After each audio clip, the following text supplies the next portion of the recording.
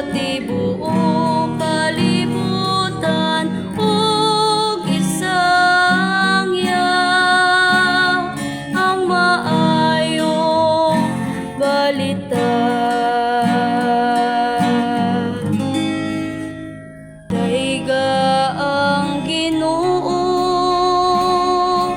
kamong tanang mga nasod,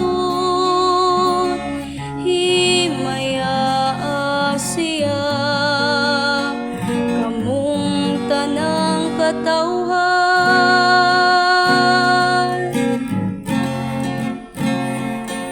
Panglakaw kamo sa tibuok kalibutan, ug isang yaw ang maayong balita. Kay makanunayon ang iyang kaluoy,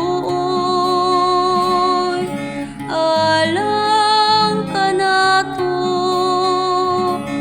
ug ang kamatinud-anon sa Ginoo nagalungtad sa kahangturan.